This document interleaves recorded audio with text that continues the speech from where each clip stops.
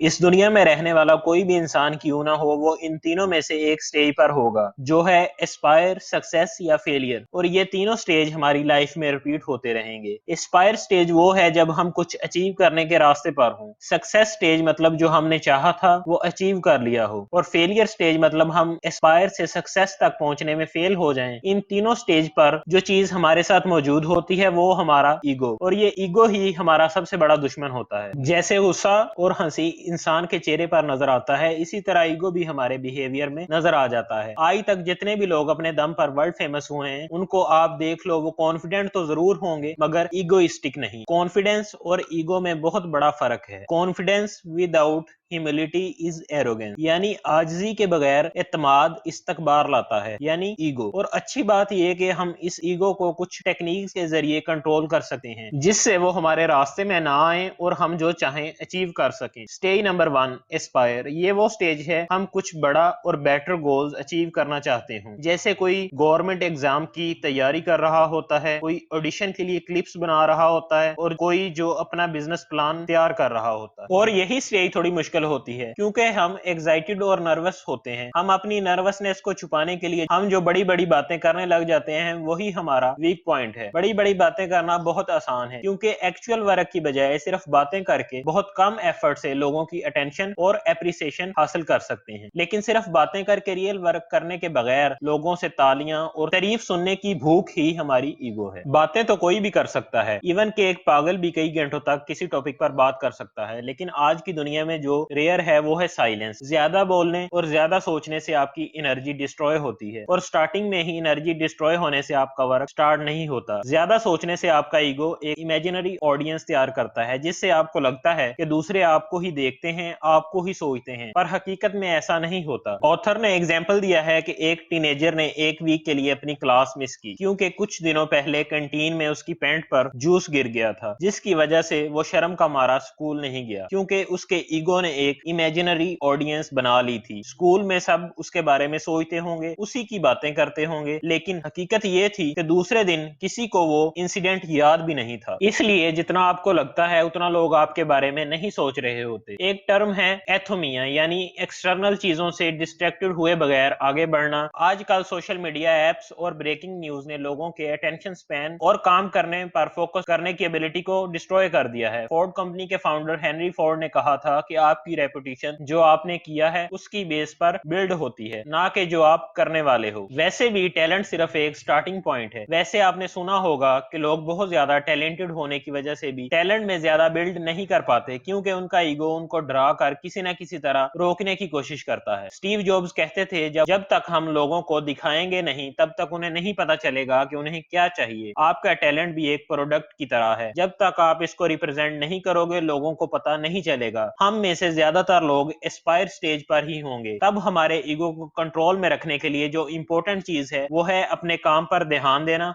और अपने वर्क को इंप्रूव करना। बास्केटबॉल प्लेयर बिल ब्रैडली हमेशा याद रखते थे कि जब आप प्रैक्टिस नहीं कर रहे होते तो कोई ना कोई जरूर प्रैक्टिस कर रहा होगा। इसलिए नो मैटर आप कितने ही टैलेंटेड क्यों ना हो, अगर आप आगे बढ़ना चाहते हो तो एस्पायर स्टेज पर ही अपनी ईगो को दो तरीकों से कंट्रोल करना सीखो। नंबर 1, हमेशा स्टूडेंट बन के सीखते रहो। नंबर 2, कम सोचकर ज्यादा एक्शन लेकर अपने क्राफ्ट को कंटिन्यूस प्रैक्टिस के जरिए इंप्रूव करते रहो। सेकंड स्टेज है सक्सेस स्टेज। जब हम एस्पायर स्टेज पर अपनी ईगो को कंट्रोल करके अपने वर्क पर ध्यान दें तो डेफिनेटली हमें सक्सेस मिलेगा। जिस तरह सक्सेस से हमारी ताकत बढ़ती है, इसी तरह हमारी ईगो की ताकत भी बढ़ती है। इसीलिए वो हमें दूसरे तरीकों से पीछे धकेलने की कोशिश करती है। सक्सेस मिलने पर डिस्ट्रैक्शंस बहुत आएंगी, इंटरव्यूज, अवार्ड फंक्शंस, पार्टीज, ये सब डिस्ट्रैक्शन आपको एक्चुअल वर्क से दूर ले जाने की कोशिश करेंगे, जो आपकी ईगो को बहुत पसंद है। मगर वो काम हमेशा याद रखिए जिसकी वजह से आप आज ये सब देख पा रहे हो, क्योंकि वही आपकी एक्चुअल वैल्यूज हैं। वर्ल्ड फेमस वॉरियर जिंगिस खान अपने बेटों से कहते थे कि अगर तुम अपनी ईगो को नहीं निगल सकोगे तो तुम लीड नहीं कर पाओगे। वो कहते कि दुनिया का कितना ही ऊंचा पहाड़ क्यों ना हो, उस पहाड़ पर रहने वाला जानवर उस पहाड़ की चोटी पर खड़ा हो जाए तो वो जानवर उस पहाड़ से तो ऊंचा ही होता है। जिस तरह सक्सेस पाना मुश्किल है, उसी तरह उस पर टिक पाना भी उतना ही मुश्किल है। इसलिए हमें स्टूडेंट बनकर सीखते रहना चाहिए। ऑथर कहते हैं कि जब कंपनी से पूछा जाता है कि वो क्या करने वाले हैं तो वो कहते हैं कि वो दुनिया को बदलने वाले हैं। ये दुरुस्त भी है। एक्चुअल में जिन कंपनीज ने दुनिया को बदल दिया है वो अपनी कोर वैल्यूज और कस्टमर सेंट्रिक एग्जीक्यूशन से स्टार्ट हुई थी। जैसा कि यूट्यूब को टीवी रिप्लेस करने के लिए नहीं बल्कि क्लिप्स शेयर करने के लिए बनाया गया था, पर आज जो उसकी ग्रोथ है वो उनका विजन की वजह से नहीं बल्कि स्मॉल आइडेंटिटी रख के इम्प्रूवमेंट ने ही उन्हें आज नंबर 1 वीडियो शेयरिंग कंपनी बनाया है। नो डाउट आप बड़ा सोचें, मगर उसको पाने के लिए स्मॉल और डिटेल्ड स्टेप्स लेकर एग्जीक्यूट करें कि वो सिर्फ आपका ड्रीम ना रहे बल्कि रियलिटी में कन्वर्ट हो जाए। अपनी आइडेंटिटी स्मॉल रखने का मतलब ये है कि अपने आप को बढ़ा चढ़ा कर रिप्रेजेंट ना करना। अगर आप कंपनी में रिसेप्शनिस्ट हो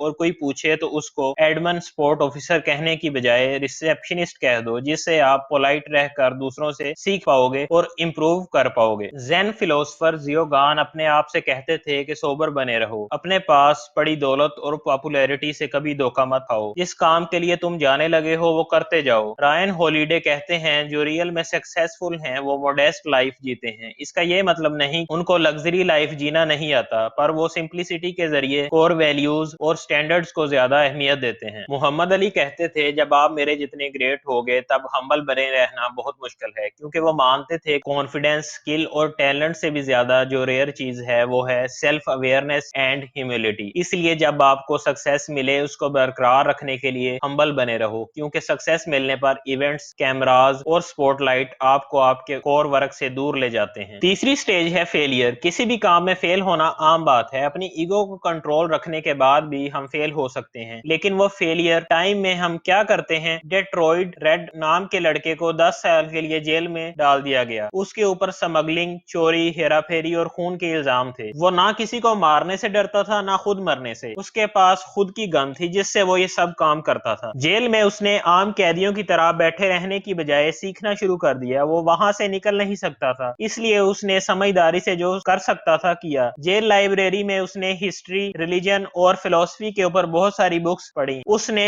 डिक्शनरी लिखना स्टार्ट की जिससे उसने कई सारे नए वर्ड्स सीखे, और जब तक वो जेल में रहा तब तक उसने उस टाइम में कुछ ना कुछ नया सीखा। इस टाइम को इफेक्टिवली यूज करने की वजह से ही वो लड़का आगे जाकर अमेरिकन मिनिस्टर और सोशल एक्टिविस्ट बना, जिन्हें हम माल्कम एक्स के नाम से जानते हैं, और वो अमेरिका में ह्यूमन राइट्स के लिए लड़े। द 48 लॉज ऑफ पावर के ऑथर रॉबर्ट ग्रीनी इसको अलाइव टाइम और डेड टाइम का नाम देते हैं। वो कहते हैं कि हमारी जिंदगी में दो तरह का टाइम होता है। अलाइव टाइम मतलब जब हम सीखते हो या हर एक सेकंड को अच्छे कामों में यूटिलाइज करते हो। डेड टाइम वो जब आप दूसरों को ब्लेम करते हो, कुछ किए बगैर लक के सहारे बैठे रहते हो। माल्कम एक्स ने जेल में हर सेकंड को बुक्स रीड करके टाइम अलाइव बना दिया। जब रिपोर्टर्स उनके कॉलेज का पूछते तो वो जेल को ही अपना कॉलेज बताते थे, क्योंकि वहीं से उनका ट्रांसफॉर्मेशन हुआ था। इसी तरह हमारे पास भी हर वक्त दो चॉइसेस होती हैं। वेटिंग टाइम में खड़े रहना डेड टाइम है, जबकि ऑडियो बुक सुनना या कुछ कॉल्स कर लेना या नोट्स लिख लेना